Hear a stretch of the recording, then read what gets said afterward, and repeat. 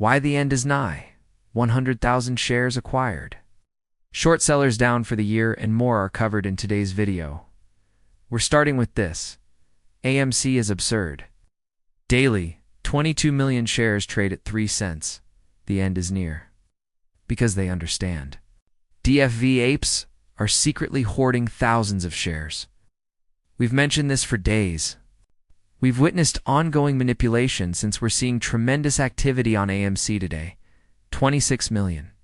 But we're still down 0.46% despite most of these orders being buy orders. Of course, the shorts and market makers are trying to lower the price to get the apes to sell. However, we are stacking thousands of shares because we understand profound worth. Examples include adding 500 AMC synthetics to the dot pool. How can I refuse at this price? Watching the movie in theaters. One user said this. To hold over 90,000 shares, we had to acquire 15,000 more at these absurd prices. Now, some apes caught up. Thus, another large ape is involved. I also bought 50,000 AMC and 50,000 GME from Charles V. Payne on the same day and still own them. Is he holding the 2021 shares he bought? Finally, I bought 100,000 AMC shares in 2,000 to 5,000 increments. It was significant. Over 4 million apes and 1 million shares. There are definitely more than 20 shorted AMC floats. 90% dark on a dying business. From these few users, you can observe the capital and volume. This user owns nearly 1 million shares. Charles Payne still owns the 2021 shares and 99% of the apes. Constant apes acquire more shares. You may see 15,000 shares lately and 500 here. We use the scenario of 99% of people not selling their shares. The apes bought the original float. Our hold on them continues. However, apes still buy short sellers' synthetics. So we know what DFV is and what deep value is. And we see this. Realize one of the main reasons we recognize so much deep worth. Despite being dated 2024, this screenshot shows potential. Daily AMC gains exceeded 44%. Now AMC is doing this again. It's quite simple.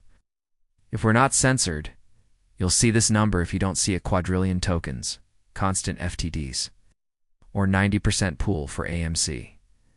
This screen will appear daily, till AMC reaches 100 for actual price discovery.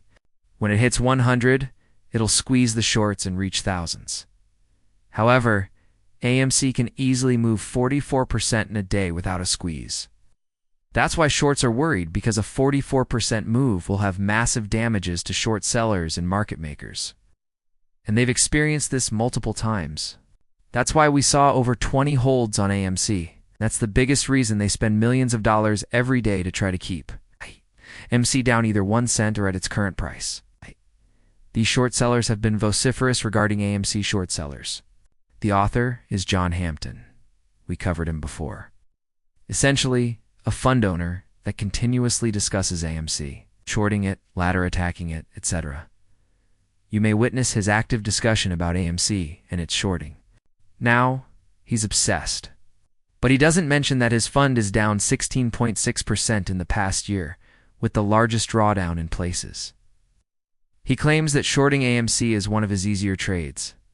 Shorting AMC has made him so much money that he claims it's free money, although his funds are down 16%.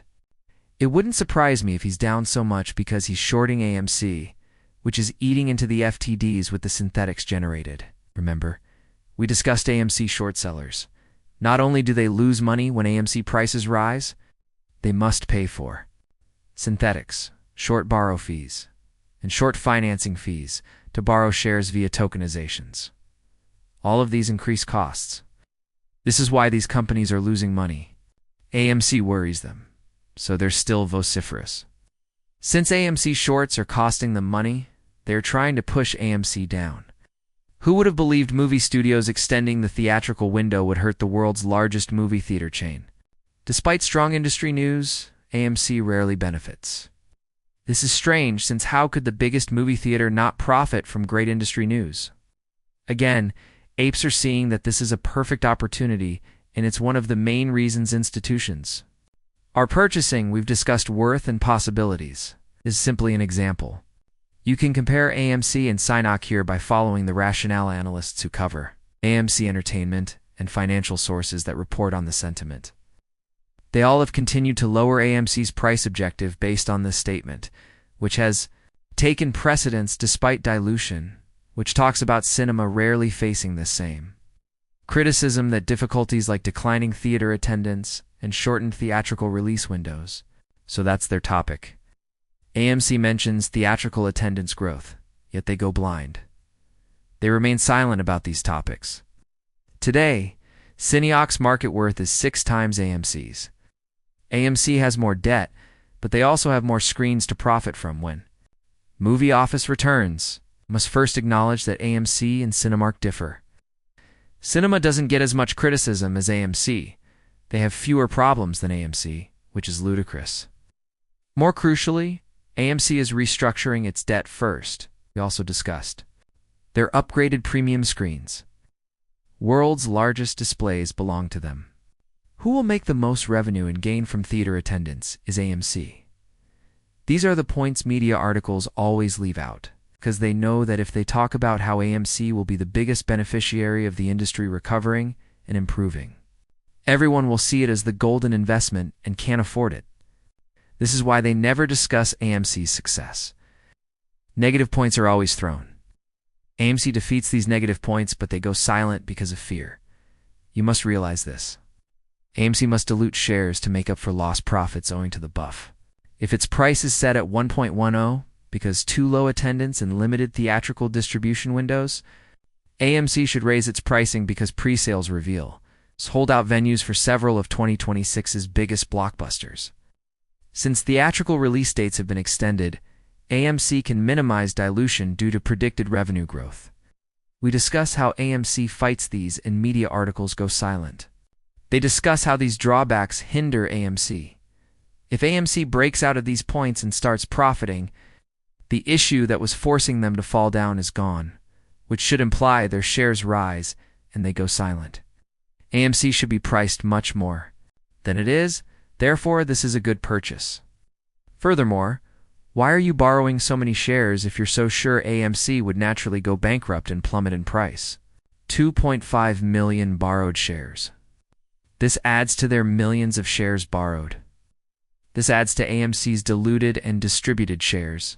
In addition to tokenizations, despite suggesting AMC will fail organically, even though you predict AMC should fall, you're borrowing a lot of shares to do so. It deserves the most attention because they're in a terrible bet.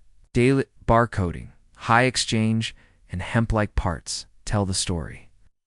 Already realized, as we spoke, if you know dart pool and see how much AMC experiences doppel, you understand.